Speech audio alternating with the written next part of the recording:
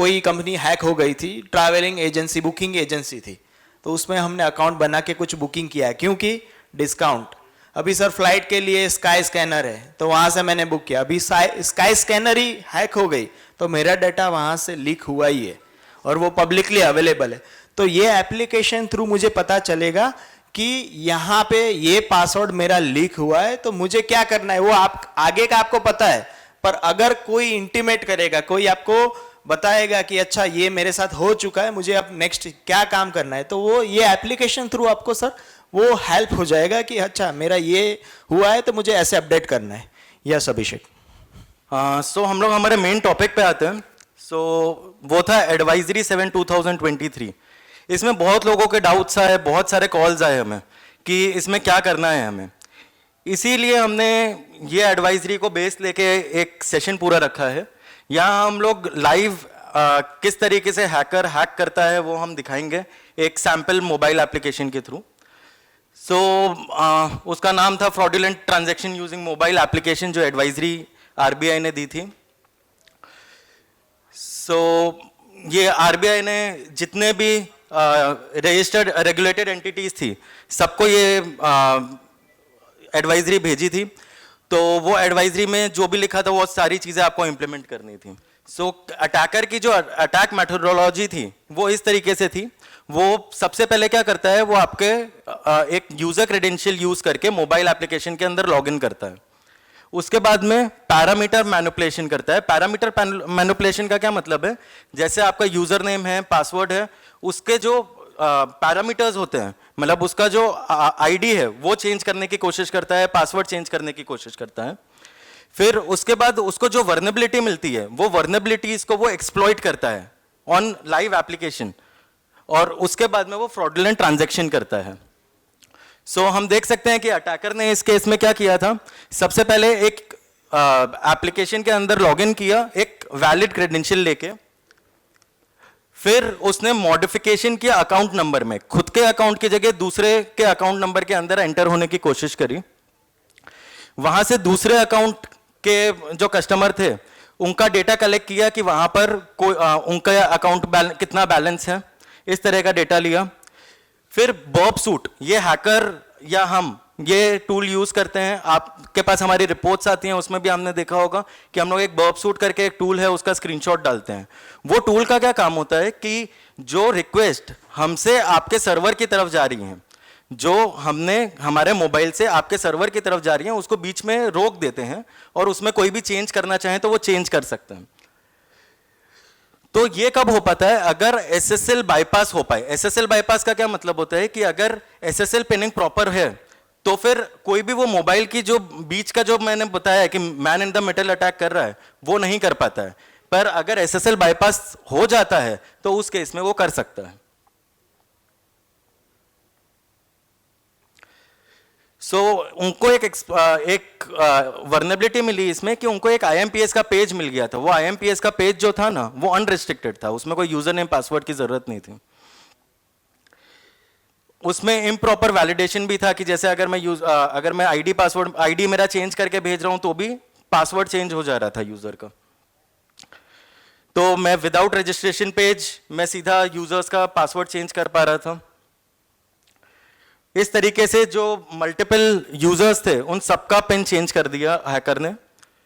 और इसमें एक सबसे बड़ा प्रॉब्लम क्या था कि डिवाइस बाइंडिंग नहीं था। आरबीआई बार बार स्ट्रेस देता है कि आप लोग को डिवाइस बाइंडिंग करना है आपके मोबाइल का आपके अकाउंट से, पर डिवाइस बाइंडिंग को सब क्या मानते हैं कि खर्चा है, लॉन्ग कोड सर्विस लेनी पड़ेगी। तो लॉन्ग कोड सर्विस लेना इसलिए कंपलसरी है कि डिवाइस बाइंडिंग करा होता तो ये चीज नहीं होती। और उसके बाद हैकर ने फाइनली जो ट्रांजैक्शन था फ्रॉडुलेंट वो करा। बेसिकली हम यहां देखते हैं कि यहां पर क्या क्या सिक्योरिटी गैप्स आइडेंटिफाई किए। सबसे पहले अनरिस्ट्रिक्टेड एक्सेस था यूआरएल को, जिसकी वजह से सेंसिटिव इंफॉर्मेशन लीक हुई। उसके अलावा वेब एप्लीकेशन फायरवॉल मिसिंग था। वेब एप्लीकेशन फायरवॉल हम हर रिपोर्ट में लिखते हैं, गैप एनालिसिस जिन जॉब भी करते हैं कि आपने वाफ नहीं लगाया हुआ है, तो बोलते हैं वाफ की क्या जरूरत है, हमने फायरवॉल तो लगाया हुआ है ना। वाफ जो है वो आपके नेटवर्क को बचाता है और वेब एप्लीकेशन फायरवॉल जो है वो आपके वेब एप्लीकेशंस को बचाता है। तो वेब एप्लीकेशंस के लिए अगर आपका मोबाइल बैंकिंग है तो मोबाइल बैंकिंग के लिए भी, इंटरनेट बैंकिंग है तो इंटरनेट बैंकिंग के लिए, दोनों के लिए आपको वेब एप्लीकेशन फायरवॉल लेना जरूरी है। अगर इस केस में वेब एप्लीकेशन फायरवॉल होता तो जो ब्रूट फोर्स करके हैकर ने दूसरे के यूजर ने पासवर्ड्स ट्राई किए वो नहीं कर पाता, तो वो दूसरे अकाउंट्स में नहीं घुस पाता। इसके अलावा जियो लोकेशन एड्रेस मॉनिटरिंग, यहां पर बिनंग ने आपको पहले बताया कि हम लोग बोल बोल के थक गए हैं कि आप लोग एटलीस्ट इंडिया को तो इंडिया तक रिस्ट्रिक्ट रखिए, आउट ऑफ इंडिया का क्या काम है आपको। बट बेसिकली क्या हो रहा है कि हम सोचते हैं कि हमारा एक डायरेक्टर तो बाहर रहता है, वो डायरेक्टर परमिशन नहीं देता है कि हम लोग दूसरी कंट्री भी हमको अलाउ करनी पड़ेगी, वो फॉरेन घूमने जाएगा तो वो अकाउंट ट्रांसफर कैसे करेगा। तो वो सारी चीजें हमें भूलनी पड़ेंगी और आईपी मॉनिटरिंग और उसको जियो लोकेशन बेस्ड फेंसिंग करना पड़ेगा। अगर जियो लोकेशन फेंसिंग होगा तो उससे फायदा क्या होगा, अगर इंडिया में कोई हैकर बैठा होगा तो उसको हमारा क्राइम ब्रांच ट्रैक डाउन कर सकता है, पर अगर कोई हैकर बाहर है आउट ऑफ इंडिया तो उसको ट्रैक डाउन करना हमेशा कंपलसरी नहीं है कर पाए, क्योंकि हो सकता है वो कंट्री आपको सपोर्ट नहीं करती हो। डिवाइस बाइंडिंग चेक, मैंने आपको जैसे बताया कि डिवाइस बाइंडिंग करना कंपलसरी है। हम इसका एक प्रैक्टिकल डेमोन्स्ट्रेशन करेंगे। मैंने कुछ वीडियोस बनाए हैं जिससे आपको ये पूरा हैकिंग किस तरीके से हुआ वो आप देख के समझ पाएंगे। अटैकर सबसे पहले लॉगिन करता है एक यूजर नेम पासवर्ड यूज करके, वैलिड क्रेडेंशियल।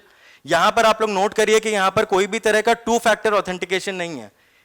एसबीआई एक ऐसी बैंक है जिसमें आप जब लॉगिन करते हैं ना, लॉगिन करते से ही आपको 2FA पूछता है, जबकि हमारे बैंकिंग में ऐसा नहीं है। हम लोग तो क्या करते हैं, यूजर नेम पासवर्ड और पिन है। तो जैसे बिनंग ने बताया कि दोनों चीजें आपके पास पहले से हैं तो उसका कोई सेंस नहीं है, आप वो यूज कर भी रहे हैं तो उसका कोई सेंस नहीं है। वो 2 फैक्टर ऑथेंटिकेशन एक्चुअली है ही नहीं। 2 फैक्टर ऑथेंटिकेशन किस तरीके का होना चाहिए वो आप लोग ऑलरेडी देख चुके हैं। लैक ऑफ डिवाइस बाइंडिंग, अगर डिवाइस बाइंडिंग होता तो कोई भी हैकर अगर ट्राई करता दूसरे के अकाउंट में जाने की तो वो नहीं कर पाता। आप ये वीडियो देख सकते हैं कि हैकर के पास कहीं से यूजर नेम पासवर्ड आया है। कहां से आया है उस बारे में हम लोग बाद में बात करेंगे कि उसके पास पासवर्ड कहां से आ गया है, पर ये आप देख सकते हैं कि वो दूसरे के अकाउंट में घुस चुका है। उसके पास यूजर नेम पासवर्ड था पर वैलिड क्रेडेंशियल उसने यूज किया, 2 फैक्टर ऑथेंटिकेशन नहीं था और डिवाइस बाइंडिंग नहीं था, इसलिए वो अकाउंट में अंदर जा पाया। मैंने एसएसएल पिनिंग की बात की थी। एसएसएल पिनिंग में आपको वापस बताता हूं, अगर एसएसएल पिनिंग बाईपास नहीं होगा उस केस में हैकर जो है वो कोई भी रिक्वेस्ट बीच में इंटरसेप्ट नहीं कर पाएगा, बीच में कोई भी रिक्वेस्ट को चेंज नहीं कर पाएगा। पर अगर एसएसएल बाईपास हो जाता है, जो मोस्ट ऑफ द केसेस में अपने सारे क्लाइंट्स में होता है, यहां पर जितने भी बैंक्स बैठे हैं ज्यादातर बैंक्स में एसएसएल बाईपास का पिनिंग का इश्यू हमने आपको आज नहीं तो पहले कभी दिया होगा। वो अगर एसएसएल बाईपास पिनिंग हो गया तो उसको रिक्वेस्ट बीच में मिल जाएगी और वो रिक्वेस्ट चेंज कर सकता है जब हम सर्वर को भेज रहे हैं। आप ये वीडियो देख सकते हैं यहाँ पे कि वो लॉगिन करने की कोशिश कर रहा है पर वो लॉगिन नहीं कर पा, यहाँ पर कोई रिक्वेस्ट नहीं आ रही है उसको बीच में इंटरसेप्ट करने के लिए। यहाँ पर हमने एक स्क्रिप्ट चलाई, हैकर को भी सिर्फ एक स्क्रिप्ट चलानी है, कोई ज्यादा मेहनत नहीं करनी है।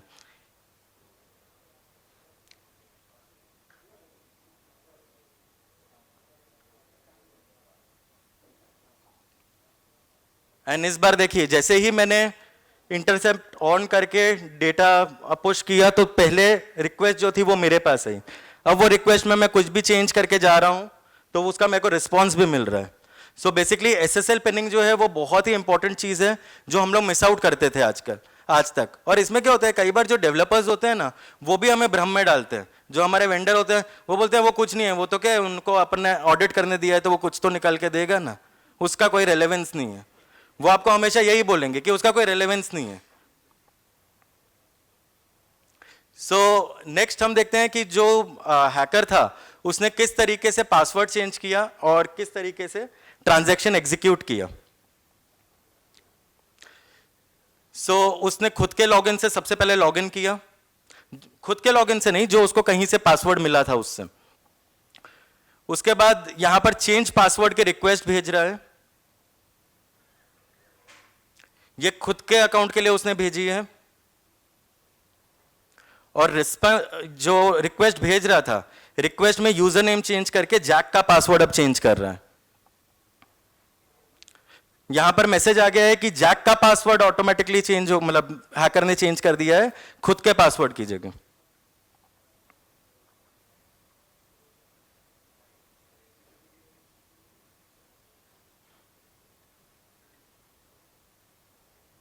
अब हम लोग जैक का पासवर्ड, जैक में लॉगिन करने की कोशिश करेंगे कि जैक में सक्सेसफुली लॉगिन कर पा रहे हैं कि नहीं कर पा रहे हैं।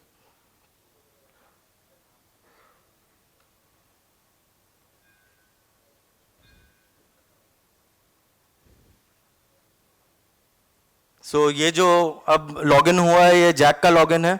सो जैक के अकाउंट के अंदर गया तो काम हो गया। इसीलिए बोलते हैं 2 फैक्टर ऑथेंटिकेशन होना चाहिए। मोबाइल में भी आजकल क्या हो रहा है, बहुत सारे ऐप्स मैंने देखे हैं, जैसे एक आईडीएफसी बैंक है। आईडीएफसी बैंक आप लोग ने सुना होगा, आईडीएफसी स्मॉल फाइनेंस बैंक है अभी नया। वो ओटीपी नहीं मांगता है आपसे, वो क्या मांगता है, वो आपसे पिन मांगता है, एम पिन मांगता है जब आपको ट्रांजेक्शन करना होता है। तो अगर एम पिन होगा तो ऑब्वियस सी बात है कि आप पैसा बचा नहीं पाएंगे, वो पैसा 100% चला जाएगा। यूजर नेम पासवर्ड गया है तो एम पिन भी जाना कोई बड़ी बात नहीं है, वो भी कहीं पर भी आपका लीक हो सकती है।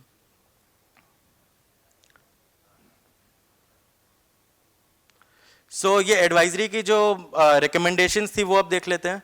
ऑथेंटिकेशन होना जरूरी है ऑन एवरी पेज, एनक्रिप्शन होना कंपलसरी है। अगर समझिए जो हमने यूजर नेम पासवर्ड था, वो यूजर नेम पासवर्ड हम अगर एनक्रिप्टेड फॉर्म में भेज रहे होते हैं, जैसे अभी जैक का नाम क्लियर टेक्स्ट में दिख रहा था, तो हमें समझ में आ गया कि जैक एक यूजर नेम है, तो हमने दूसरे यूजर नेम को ब्रूट फोर्स करने की कोशिश करी।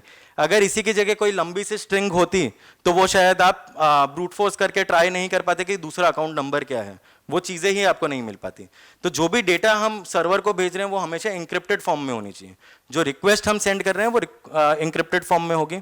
वीएपीटी एक्सरसाइज ऑलमोस्ट यहाँ जितने भी लोग बैठे हैं वो वीएपीटी एक्सरसाइज तो करवा ही रहे हैं। उसके अलावा जियो आईपी एड्रेस मॉनिटरिंग होना चाहिए, तो उसमें आपको इंडिया के अलावा बाकी कंट्रीज को तो ब्लॉक ही करना है। उसके अलावा इंडिया में भी अगर कई पर्टिकुलर आईपी से कंटिन्यूअस पिंग आ रही है तो वो आपको चेक करना है कि क्यों आ रही है, इसका रीजन क्या है। और एसएसएल बाईपास आप लोग को प्रॉपरली चेक करवाना है। अगर हम ऑडिटर नहीं है, कोई और अगर आपका ऑडिटर है, ऐसा केस होगा नहीं। ऑलमोस्ट मेरे हिसाब से सारे क्लाइंट्स ही हैं हमारे, कोई ऐसा कस्टमर नहीं है। ऐसा हो सकता है कोई एसओसी का क्लाइंट है, उन्होंने अभी तक ऑडिट हमसे नहीं करा है, तो वो भी हमें ये ऐप दे सकते हैं, हम आपका ऐप चेक करके बता देंगे कि एसएसएल बाईपास तो नहीं हो रहा है। सो इसके अलावा अगर आप लोग को कोई कंफ्यूजन हो, कोई क्वेश्चन हो इसमें, तो आप लोग पूछ सकते हैं मुझसे। अभिषेक, मैं जानना चाहता हूँ कि प्राइवेट बैंकों में कौन सी ये बैंक है जो इसकी जो मोबाइल एप्लीकेशन सेफेस्ट है और क्यों, और हमारे और इनकी एप्लीकेशन में क्या क्या डिफरेंस है कि इसकी वजह से वो सेफेस्ट है?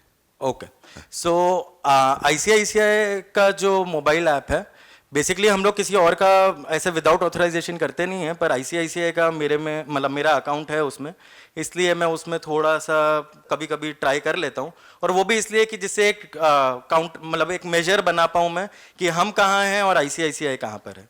तो उस केस में वो क्या करता है कि उसके जो भी डेटा जा रहा होता है, अगर मैं एसएसएल बाईपास भी कर देता हूं तो वहां पर ना मेरे को कोई भी डेटा नहीं दिखता है, वो हर जगह मेरे को बॉक्स बॉक्स ही दिखता है, मतलब वो रीडेबल फॉर्म में नहीं जाता है उसका डेटा, तो वो मैं रीड ही नहीं कर पाता हूं, तो मैं आगे कुछ कर ही नहीं सकता हूं। एक ये रीजन है। दूसरा रीजन उसमें क्या है कि उसका जो डेबिट कार्ड है ना, डेबिट कार्ड के पीछे उसका एक ग्रिड आता है। वो ग्रिड में क्या होता है कि 12 नंबर लिखे होते हैं, ए बी सी डी से लेके मतलब इस तरीके से 12 बॉक्सेस होते हैं और 12 बॉक्सेस में रैंडम नंबर होते हैं। तो वो टोटल 3 ऑथेंटिकेशन करवाता है आपसे। सबसे पहला करवाता है वो आपसे यूजर नेम पासवर्ड। सेकंड, वो ग्रिड में से बोलता है कि कोई भी 3 नंबर लिखो, तो वो ग्रिड क्या है, वो आपके एटीएम कार्ड के पीछे ही लिखा है, तो वो हैकर के पास पहुंचना बहुत ही मुश्किल है कि वो अगर आप फोटो खींच के भेजेंगे तो ही जाने वाला है, बाकी वो जाने नहीं वाला है। तो वो 12 ग्रिड जो है उसमें से 3 न्यूमेरिक नंबर्स आपको लिखने होते हैं और तीसरा ओटीपी। अब उसमें ऐसा है कि कभी कभी मेरे को भी गुस्सा आ जाता है कि यार इतना सारा पूछ रहा है यार, पर फिर एट द एंड यही लगता है कि एटलीस्ट हम सिक्योर तो हो रहे हैं। बाकी वो टीडीएस बहुत ज़्यादा है। आपके कस्टमर अगर आप लोग वो इंप्लीमेंट करेंगे तो आपके कस्टमर्स से आप लोग को बहुत ही ज़्यादा कंप्लेन आएगी, क्योंकि हर समय कस्टमर एटीएम कार्ड लेके भी नहीं बैठा होता है अगर उसको ट्रांसफ़र करने बैठा है तो।